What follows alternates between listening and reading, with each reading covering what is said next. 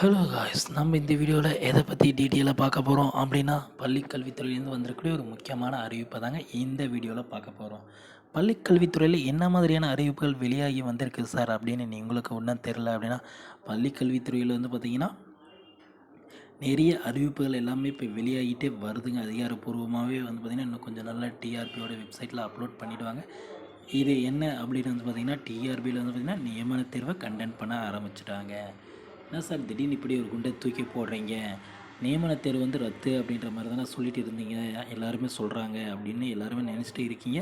ஆனால் அரசாங்கம் சைடு இருந்து வந்து இதற்கான எந்த ஒரு மேல்முறையீடு எதுவுமே இல்லைங்க. நிறைய பேர் சொல்லிட்டு இருந்தாங்க, அரசியல் தலைவர்கள் தேர்வர்கள் அனைவரும் கோரிக்கையில் வச்சுருந்தாங்க. அதாவது இந்த தேர்வுகளை வந்து தள்ளுபடி செய்யணுங்க, இந்த தேர்வுகள் வந்து பார்த்திங்கன்னா வைக்கக்கூடாதுங்க. இடைநிலை மற்றும் மேல்நிலை ஆசிரியர்களை வந்து பார்த்திங்கன்னா பட்டதாரி ஆசிரியர்களை அதாவது தகுதி தேர்வின் மூலம் மட்டுமே நியமிக்கப்படணுங்க, இந்த மாதிரியானலாம் செய்யக்கூடாது அப்படி இப்படின்லாம் சொல்லியிருந்தாங்க.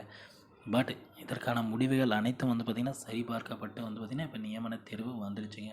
நியமன தேர்வு வந்து பார்த்திங்கன்னா கூடி விரைவில் வரதுக்கான வாய்ப்புகள் அனைத்துமே இருக்குங்க. அதாவது இப்போ டேட்டும் கொடுத்துட்டாங்க, ஆனால் அஃபிஷியலாக வந்து டிஆர்பி வந்து வெப்சைட்டில் ஒன்றும் அப்லோட் பண்ணல. இது இப்போ அப்லோட் பண்ணினாங்க அப்படின்னா தான் அஃபிஷியலாக இருக்குங்க. பட் அப்லோட் பண்ணிவிடுவாங்க அப்படின்னு எல்லாருமே தான் சொல்கிறாங்க.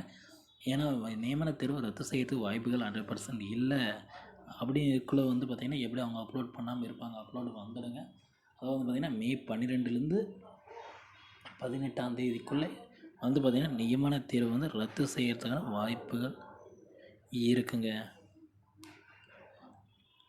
மிக முக்கியமான விஷயமா வந்து பார்த்திங்கன்னா இந்த கல்வி ஆண்டில் வந்து பார்த்திங்கன்னா 2022-23 கல்வி ஆண்டு வந்து பார்த்திங்கன்னா முடிய வர ஸ்டேஜில் வந்து பார்த்திங்கன்னா நிறைய ஆசிரியர்கள் ஓய்வு பெறுறாங்க. இதனால் வந்து பார்த்திங்கன்னா பெரும்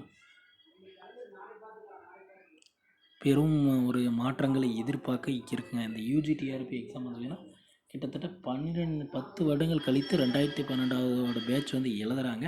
அதனால் புதிய காலி பணியிடங்கள் அதிக அளவில் உருவாக வாய்ப்புகள் இருக்குது அப்படின்ட்டு எல்லாருமே நினச்சிட்டு இருக்காங்க.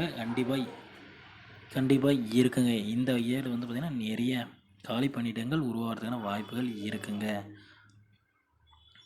ஓகே ஃப்ரெண்ட்ஸ், இந்த மாதிரியான டிஆர்பி சம்மந்தமான யூஸ்ஃபுல்லான வீடியோஸ் வேணால் நம்ம சேனலை சப்ஸ்கிரைப் பண்ணி வச்சுக்கோங்க. அப்போ தான் நான் போடக்கூடிய ஒவ்வொரு வீடியோ வந்து பார்த்திங்கன்னா உங்கள் மொபைலுக்கு நோட்டிஃபிகேஷனாக வரும் ஃப்ரெண்ட்ஸ். Thank you.